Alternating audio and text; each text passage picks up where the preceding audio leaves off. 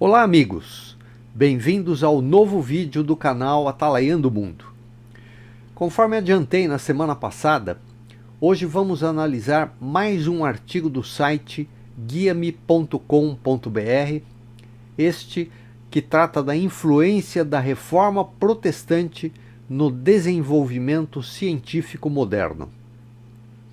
Esse tema torna-se mais importante à medida em que observamos, pelo mundo afora, mas especialmente aqui no Ocidente, ou seja, Europa, Américas e parte da Oceania, dois países especificamente, Austrália e Nova Zelândia, porque fazem parte do Reino Unido.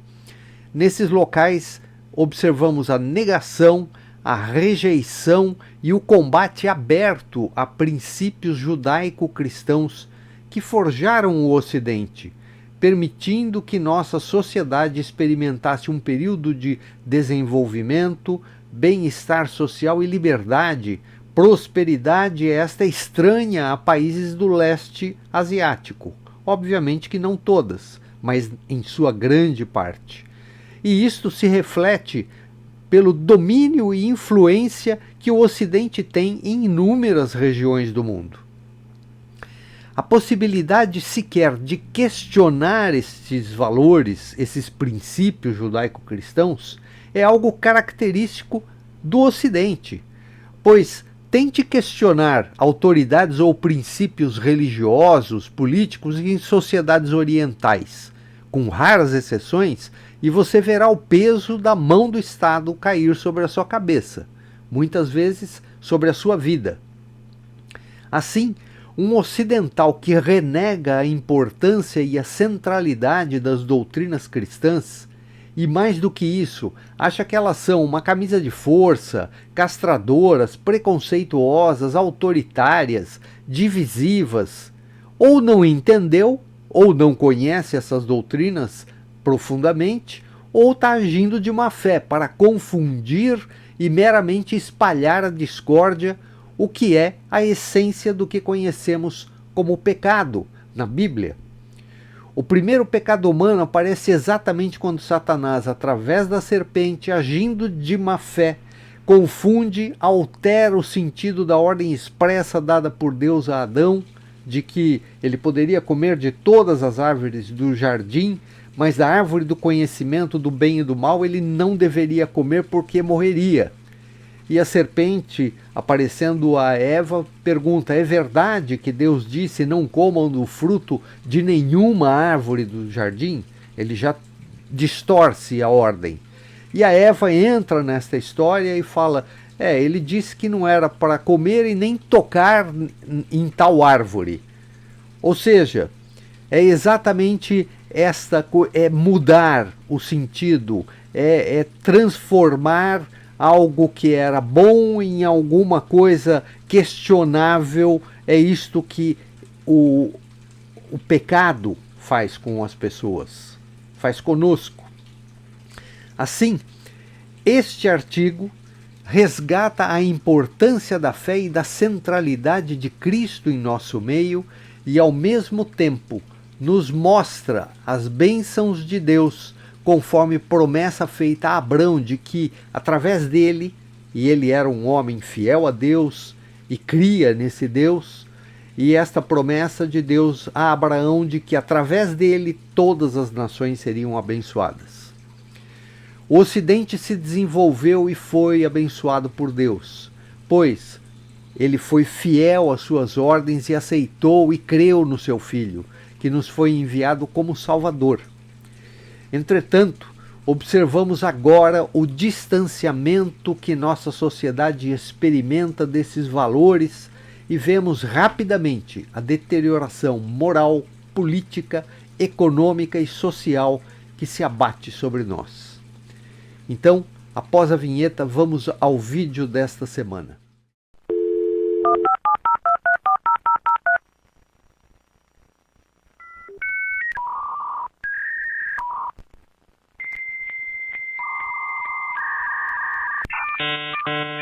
Bem, então vamos ao texto.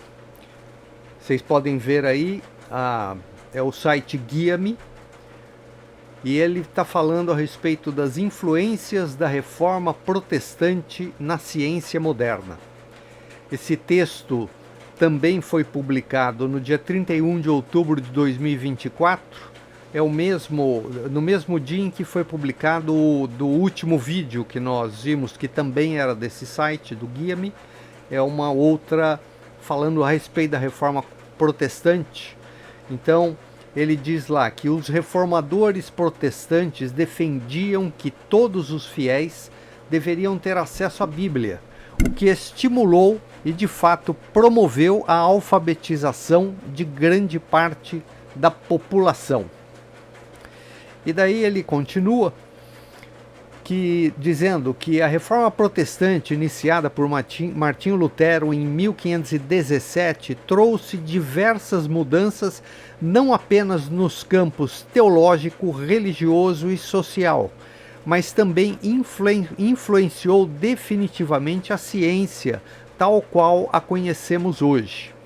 Eu me lembro que num outro vídeo nosso, acho que quando nós falamos da reforma especificamente, que dissemos sobre isso, e não só nesses aspectos, mas político, social, econômico. A influência da reforma protestante mudou muita coisa na Europa, né? Para que ela chegasse até onde está hoje. Não só a Europa, mas o mundo ocidental, de forma geral. E ele continua então: vamos explorar alguns pontos principais impactados pela reforma protestante, que teve como dia marcante o dia 31 de outubro de 1517, pois foi neste dia que o monge agostiniano Martinho Lutero lançou suas 95 teses na porta da abadia de Wittenberg, na Alemanha. Os reformadores protestantes defendiam que todos os fiéis deveriam ter acesso direto à Bíblia, o que estimulou e de fato promoveu a alfabetização de grande parte da população. Sim, porque até então quem é que tinha acesso à Bíblia? O clero, os padres e eventualmente os mais ricos, que tinham mais posse e que acima de tudo sabiam ler, né? E portanto, para dar acesso direto à Bíblia, as pessoas precisariam saber ler. Então isso estimula a alfabetização. O incentivo à leitura e ao estudo fez com que a educação se expandisse, estabelecendo as bases para um ambiente mais favorável ao desenvolvimento intelectual e científico. Universidades protestantes, como as fundadas em territórios luteranos, tornaram-se centros de saber onde o estudo das ciências naturais ganhou relevância. O próprio conceito de escola gratuita e acessível a todos origina-se a partir deste conceito e desta demanda promovida pela Igreja Reformada. Uma igreja, uma escola, tornou-se um lema fundamental na expansão da fé reformada, visto que, à época, o ensino para as crianças era negligenciado pelos pais por não ter uma função objetiva e prática na lida do dia a dia, e tampouco era interessante para o Estado e para a Igreja, que de fato detinha as condições de levá-lo a êxito. Sim, até porque a Igreja em muitos casos era o próprio Estado, em alguns locais. Também é importante levar em consideração que uma população iletrada e inculta é mais facilmente dominada pela imposição de ideias e conceitos sobre os quais não tem acesso de forma independente. Neste mesmo sentido, a Reforma Protestante enfraqueceu a autoridade central da Igreja Católica, permitindo maior liberdade e autonomia de pensamento. Esse movimento de questionamento também afetou a visão de mundo em relação ao conhecimento, pois, ao romper com os dogmas religiosos que limitavam o estudo científico, os reformadores criaram um ambiente no qual o questionamento e a investigação científica podiam prosperar. Não podemos negar os avanços científicos que de fato aconteceram durante a Idade Média, pois Esse conceito foi desenvolvido pelo iluminismo francês a fim de diminuir ainda mais a importância da igreja e valorizar os novos tempos prometidos por esse movimento. Um parênteses aqui é que esse movimento iluminista também tem o seu lado negativo, porque no momento em que ele coloca a razão como o principal objetivo, né, o homem ver tudo sob o aspecto racional, ele afasta o homem de alguma forma da igreja, do envolvimento do homem com Deus, desse religar do homem com Deus, porque ele coloca como a coisa mais importante a razão, e afasta com isso a possibilidade de milagres, por exemplo, né? Então é um lado negativo disso, a ponto de hoje, por influência desse mesmo iluminismo, muitos negarem o próprio Deus, né?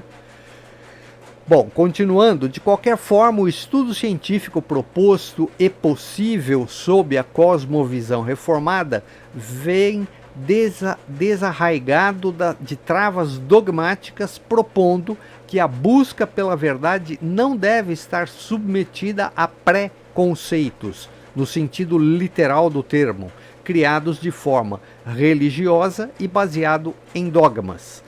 E aí é o problema, né? Porque existem algumas coisas que é questão de fé, você não tem como negar, o homem não explica isso racionalmente, mas é fé, isso daí é base de fé. Por exemplo, a Trindade, ninguém consegue explicar racionalmente Trindade, um único Deus em três pessoas, o Pai, o Filho e o Espírito Santo, mas é um único, ninguém explica isso, ninguém consegue explicar a virgindade de Maria, dela ter sido fecundada pelo Espírito Santo. Logicamente não se explica isso, assim como não se explicam milagres, né? Então este é uma coisa ruim que esta liberdade trouxe, porque alguns, para continuar dentro da razão, ele tem que negar princípios de fé. Esse é um subproduto não desejável, né? E ele continua então. E por falar na quebra de dogmas, o reformador João Calvino traz um conceito inovador e também transformador, que é a ideia do sacerdócio de todos os crentes, e a ênfase sobre a vocação em todas as áreas da vida, incluindo o trabalho. Sim, mais um parênteses, porque na visão anterior, antes da reforma, os que estavam envolvidos efetivamente com fé, com esta questão do sacerdócio, eram aqueles que faziam parte do clero. As pessoas na vida comum delas, no seu trabalho, aquilo não era um trabalho voltado para Deus. E a reforma muda esta visão, dizendo que tudo que nós fazemos é algo voltado para Deus. Nós dizemos que tudo que fazemos para a glória de Deus. O nosso trabalho, lá onde estamos, seja na escola, seja no trabalho, seja nas nossas relações, tudo que fizer, faça para a glória de Deus. Ou seja, aqueles que estão voltados para o trabalho de Deus não são só aqueles que fazem parte do clero, é cada um de nós naquilo que fazemos. Faça. Martinho Lutero dizia, tem uma história que conta de alguém que foi conversar com ele, que era um sapateiro, que falou: não, eu vou deixar o meu trabalho e vou me dedicar, só vou me tornar um monge também e vou me dedicar ao trabalho de Deus. O Martinho Lutero fala para ele: olha, não faça isso. Faça o seu trabalho. Se você é sapateiro, faça o melhor sapato com o melhor material que você puder, da melhor forma possível, mais resistente, mais duradouro, mais bem feito. Que com isto você estará trabalhando para a glória de Deus. Essa é a visão que muda esse enfoque. Eu não trabalho para Deus só quando eu estou na igreja ou quando eu faço parte do clero. Em tudo aquilo que eu faço no meu dia a dia, eu estou trabalhando para Deus. Por isso, tentar fazer da melhor forma possível. Essa é a mudança de conceito. E ele continua que esse conceito abre as portas para uma vida profundamente cristã, não apenas dentro das quatro paredes do templo, mas diluída em todas as dimensões da vida humana. Estamos falando aqui de transformação real de caráter e prática de vida, obedecendo princípios cristãos não apenas de forma litúrgica. Não é só lá dentro da igreja quando a gente está prestando culto a Deus. Esse conceito contribui e incentivou a busca de um aprofundamento no conhecimento em todas as esferas, incluindo a ciência. Se Deus criou tudo, quando eu estudo ciência, quando eu descubro ciência, eu estou fazendo isso para a glória de Deus. Porque a ciência é algo que Deus criou. Também Deus nos criou e nos deu inteligência para descobrir, entender este mundo, essa criação dele. Portanto, ao fazer isso, eu estou trabalhando para a glória de Deus. A ideia de qualquer ocupação honesta poderia glorificar a Deus deu legitimidade à pesquisa científica como um chamado digno e divino. Os reformadores, particularmente os calvinistas, acreditavam que Deus criou o mundo de forma ordenada e racional, o que inspirou uma visão de que a natureza poderia ser estudada e compreendida sistematicamente. Essa perspectiva foi fundamental para o desenvolvimento do método científico. Muitos cientistas protestantes, como Johannes Kepler, Robert Boyle, Blaise Pascal, Isaac Newton e Leonhard Euler, viam o estudo da ciência como uma maneira de entender melhor a criação divina e seu propósito. De fato, podemos entender melhor a criação divina e seu propósito. De fato, podemos observar um avanço impressionante da ciência nos países de tradição reformada nos séculos XVI e XVII, além do avanço das ciências humanas como o direito e a política. É importante ressaltar que antes da reforma, esses países eram muito menos desenvolvidos que os países de forte tradição católica como Espanha, França e Itália. Realmente, nessa época, esses três, Espanha, França e Itália, eram os mais desenvolvidos. Por outro lado, a gente vê lá que a Suíça, Holanda, ainda não tinham a importância de hoje, que a gente vê hoje. O homem do norte da Europa era visto como um bárbaro, comedor de carne crua e com hábitos totalmente brutais em relação ao homem das cidades de tradição latinizada. Latinizada, os que falavam línguas derivadas do latim, que era exatamente Itália, França, Espanha, Portugal, né? E por falar em latim, com a tradução da Bíblia e outros textos para línguas vernaculares, a princípio o alemão trouxe uma ampliação dramática no acesso ao conhecimento. Esse movimento também se expandiu para outros campos do saber, como a ciência, permitindo que um maior número de pessoas tivesse acesso às ideias científicas que antes eram restritas a uma elite acadêmica e mesmo religiosa.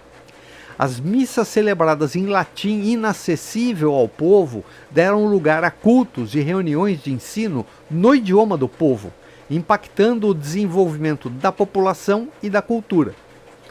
Esse resultado da reforma protestante é tão importante que a própria consolidação das estruturas gramaticais do idioma alemão advém desse período. E isso eu falei num vídeo falando sobre a reforma, acho que foi o ano passado, que quem sistematizou o idioma alemão como é conhecido hoje foi Lutero.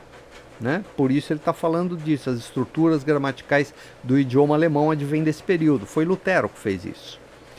Em regiões protestantes, muitas escolas e universidades foram fundadas para formar pastores e ensinar uma ampla gama de disciplinas, incluindo a matemática, astronomia e física. Essas instituições formaram gerações de cientistas que contribuíram para o progresso científico nos séculos seguintes. Apenas como exemplo prático desse impacto, podemos citar o bispo moraviano Johannes Amos Comenius, que produziu o primeiro tratado sistemático de pedagogia, a Didática Magna. Esse documento traz o conceito de que a educação deve contemplar 3 áreas: a instrução, que seriam os conteúdos propriamente ditos, a virtude, que são as habilidades que podem ser desenvolvidas, e a piedade, que são as atitudes baseadas nos princípios cristãos. Essa visão prega que a educação deve considerar o educando e enxergá-lo como um ser integral em todas as suas dimensões, intelectual, moral e espiritual. Estima-se que antes da reforma existiam cerca de 60 universidades, algumas com mais de 400 anos de existência, e restritas à formação do clero ou, no máximo, de filhos de governantes. Foi após o movimento reformista que as portas das escolas e universidades foram abertas para a população, com grandes universidades sendo criadas por cristãos reformados, como a Universidade de Yale, em 1640, a Universidade de Harvard, em 1643, a Universidade de Princeton, em 1746, e a Universidade Livre de Amsterdã, em 1881, reforçando o lema "Uma igreja, uma escola". A reforma protestante teve um impacto significativo ao promover a educação, estimular o pensamento crítico e criar um ambiente propício à pesquisa científica livre, elementos fundamentais para o avanço da ciência moderna.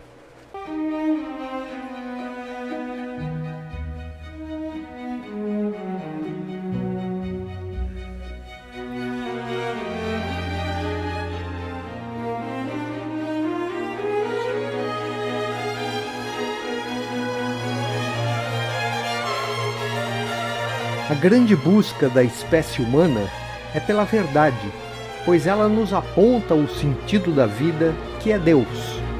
Se Deus não existisse, se as suas promessas de vida eterna ao seu lado para aqueles que crerem em seu Filho fossem fábulas, tudo o que vivemos e fazemos aqui não teria nenhum sentido.